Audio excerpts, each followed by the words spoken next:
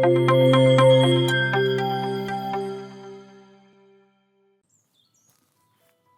बार एक साधु अपने शिष्यों के साथ नदी में स्नान कर रहे थे। तभी एक मुसाफिर वहां से गुजरा तो साधु को नदी में नहाते देख वो उनसे कुछ पूछने के लिए रुक गया।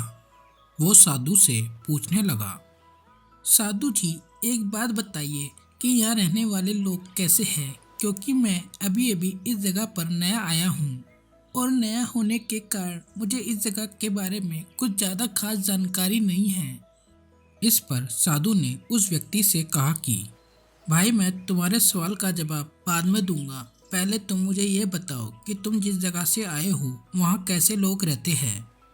तो इस पर उस आदमी ने कहा, उनके बारे में क्या कहूँ महाराज, वहाँ तो एक से एक लालची और मतलबी लोग रहते हैं, इसलिए तो उन्हें छोड़कर यहाँ बसेरा करने के लिए आया हूँ। साधु ने जवाब दिया, भाई, तुम्हें इस गांव में भी वैसे ही लोग मिलेंगे, लालची और मतलबी। साधु की यह बात सुनकर वो आदमी आगे चला गया।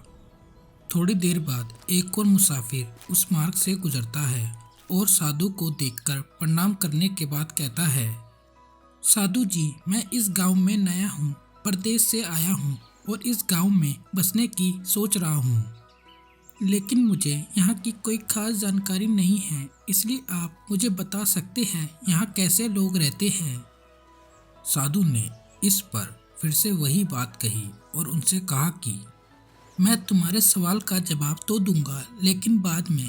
पहले तुम मुझे ये बताओ कि तुम जिस देश से भी आए हो वहाँ रहने वाले लोग कैसे थे।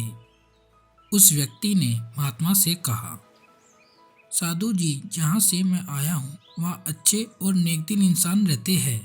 मेरा वहाँ से कहीं और जाने का कोई मन नहीं था, लेकिन काम के सिलसिले में इस जगह आया हूँ और मुझे इस जगह की खूबसूरती अच्छी लगने लगी है, इसलिए मैंने आपसे ये सवाल पूछा।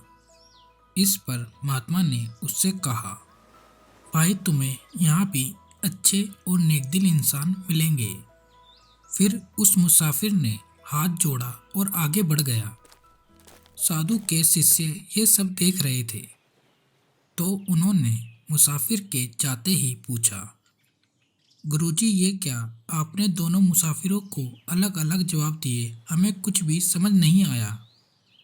इस पर मुस्कुराते हुए साधु बोले, आमतौर पर हम अपने आसपास चीज़ों को जैसे देखते हैं वैसे वो होती नहीं हैं, इसलिए हम अपने अनुसार अपनी दृष्टि से चीज़ों को देखते हैं।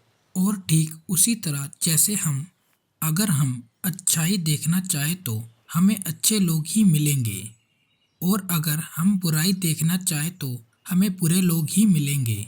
सब अपने अपने देखने के नज़रिए की बात है।